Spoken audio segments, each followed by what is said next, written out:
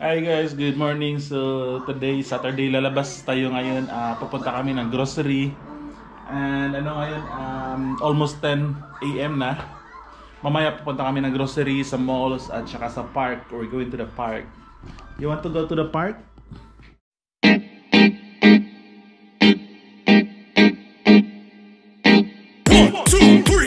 Luto muna tayo ng breakfast mga kabisdak. And di ko alam kung ano yung lulutuin natin. So ito lang yung laman ng fridge namin, ng freezer. Siguro ito na lang. Luto tayo ng bacon. So defrost ko lang to konti.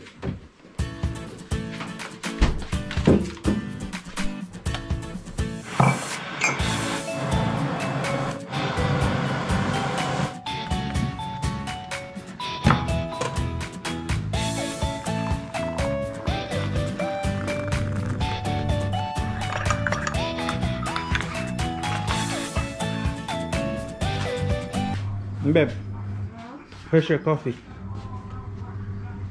Thank you. Nandito sa Bibo, dito ano nila gihinluan. What? Gihinluan nila ang paan. Mayroon kasi naglinis dito mga kabisdak kahapon. So kita nyo, sobrang linis na hanggang dun. So tinanggal nila yung mga damo-damo dyan.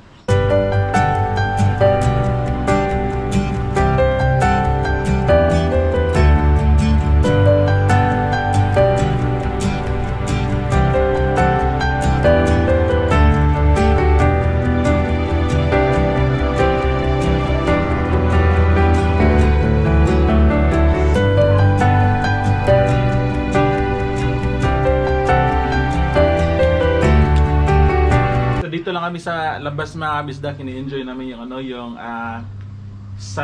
sunlight kasi 'di ba? Ano na dito? Sunshine.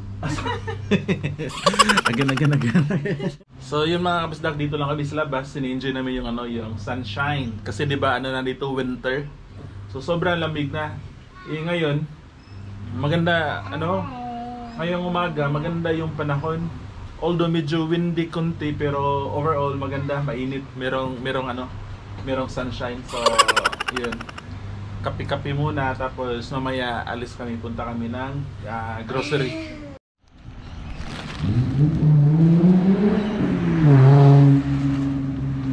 Grabe, sobrang lamig mga kabisdak.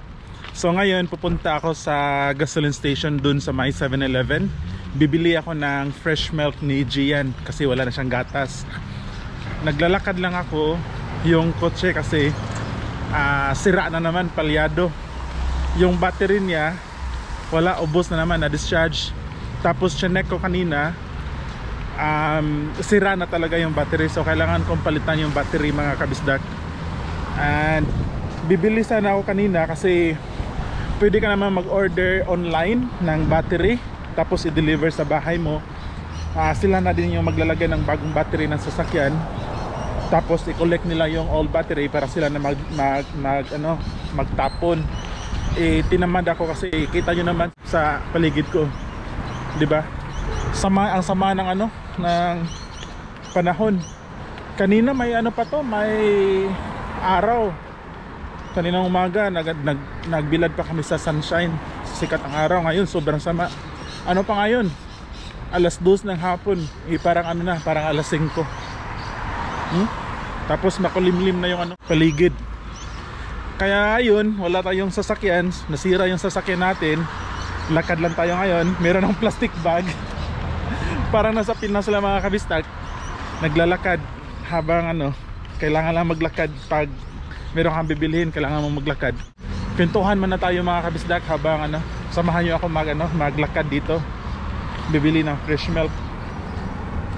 Ang maganda kasi dito kay Jian mga kabisdak, yung anak ko, kahit 4 years, malapit na siya mag 5 ngayong November. So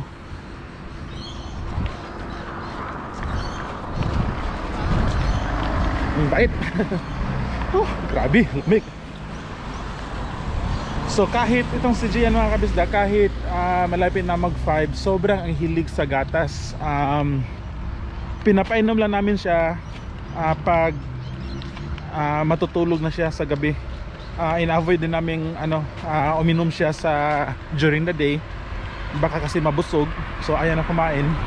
So every night lang namin pinapainom, or minsan during the day pag pinapatulog ko, so yun, binibigyan ko ng ng gatas. At yun nga, ngayon sobrang lamig mga kabisdak kasi pa winter na dito. So ngayon yung temperature ngayon nasa mga 12 degrees. Sobrang lamig. Yung fresh milk dito mga kabisdak mura lang, nasa lang ata, nasa mga $2 yung 1 liter.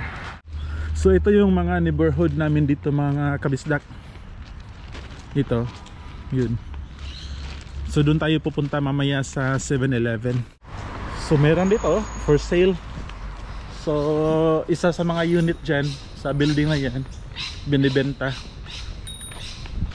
Alright, okay. So yun mga kabisdak, yung nakita nyo, ano yan, mga delivery, yung sa Uber Eats, yung taga-deliver ng pagkain. So yan yung trabaho nila. And malapit na tayo sa mga kabisdak, 7-Eleven. Kasi doon tayo bibili ng gatas. Tawid muna tayo, sobrang lamig talaga, grabe. So andun banda yung yung 7-Eleven. Tapos dyan, yan dyan mga bisdak, fitness center. So gym. Bago yung building na yan, bago yan. So yun nga, kanina hindi kami nakapag-grocery. Bukas na kasi bibili ako ng bagong battery ng sasakyan. Pag nalagay na yung bagong battery, so mag-grocery na kami. Ang hirap kasi dito mga kabisdak pag nag-grocery ka ng walang sasakyan, kasi maraming plastic bags yung kailangan mo. Ang hirap kasi for whole week yung bibilhin namin. Kaya yun, need mo ng sasakyan.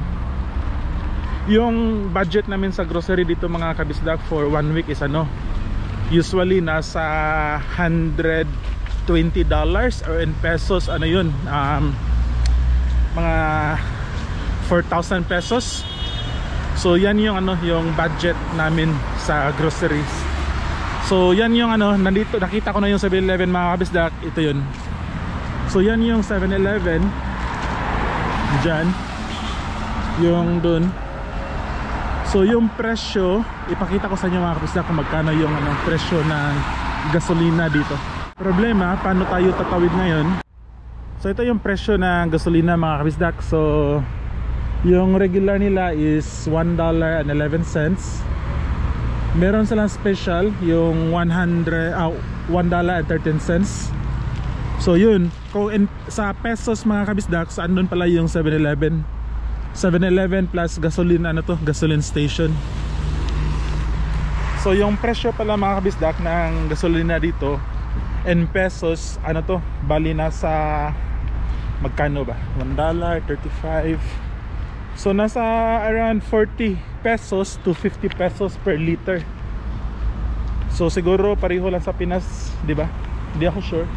Yun, so yan yung dito ako nagpapagasolina mga kabisdak. Ang sabi kasi ng kaibigan ko, yung gasolina dito is mas pure yung timpla ng gasolina kaysa sa ibang station, kaya dito ako lagi nagpapagasolina. Tapos ito yung yung loob ng shops ng 7-Eleven. So, bili tayo ng fresh milk. Fresh milk tayo mga kabisdak. Fresh milk, yun. Fresh milk. So isang bote lang yung kukunin ko kasi bukas mag-grocery naman kami. Siguro itong 82. Hindi ito yung brand na ginagamit ni Jian, pero ito na lang. Tapos pakita ko sa inyo mga kabisdak yung loob ng 7-Eleven. So ito yun. So mayroon sila mga sandwich dito. Ito merong coffee machine. Kaya yun. So bayad na tayo mga kabisdak. Let's pay, bayad mo na. Yeah, I'll just choose. Are you making a video for the video? How much is Should be around 500. Yeah, YouTube is good money. YouTube. How much you are? Yung tendero dun mga kabisdak nagtanong kung gumagawa ba daw ako ng video sa YouTube. Kasi nakita niya nagbi-video ako tapos may hawak akong GoPro. And nagtanong din siya kung magkano din daw tong ano ko, yung GoPro. Kaya sabi ko yun. Tapos sabi niya gusto din daw niya merong YouTube channel mag-start. Ayun, sabi ko maganda, may pera sa YouTube. Yun. So sa likod ko, yan yung 7-Eleven. Malapit lang to sa bahay namin mga kabisdak. So mga 10 to 15 minutes na walking. Kaya naglakad lang ako, diba? So ito yung fresh milk ko. Ito. And now, uuwi na tayo mga kabisdak. Minsan nakakahiya din mag-video tapos may ibang tao. Pero sanayan lang mga kabisdak. Ganun talaga. Pag gusto mo mag-vlog, diba? Pag gusto mong kumita, pagkapala na ng mukha. And ito sa harap ko, yan yung Maryland's area dyan mga kabisdak. Doon yung bahay. So pedestrian lane na tayo mga kabisdak. Yan, tawid tayo doon. Okay, so yan yung mall dyan mga kabisdak, shopping mall yan. Tapos dyan restaurant, tapos yan dun. So malapit na tayo sa bahay mga kabisdak. And salamat sa sinamahan niya kung bumili ng fresh milk. Kita nyo sobrang na talaga, dilim ng paligid. Yan pa lang, alas 2, diba? At ganito talaga sa mga kabisdak, siguro ganito sa mga country na malalamig yung panahon. Minsan depressing yung yung environment, di kagaya sa Pinas, di ba sa atin dyan sa Pinas ganitong oras bibo pa marami mga bata naglalaro. Dito tingnan nyo naman, wala masyadong tao, kaya depressing talaga. Kaya maraming mga ganitong lugar, maraming mga taong depressed. For now mga kabisdak, yung vlog natin is ganito lang, paulit-ulit. Bawal pa kasi mag-travel. Pero sa June 1 wala nang lockdown dito, so yung restrictions pwede na daw mag-travel sa mga regional areas. Kaya sa June 1 pupunta kami sa ibang lugar, magro-road trip kami, long drive. Kaya yun, pakita ko sa inyo yung biyahe namin. And maraming salamat mga kabisdak, and see you, bye bye, ingat.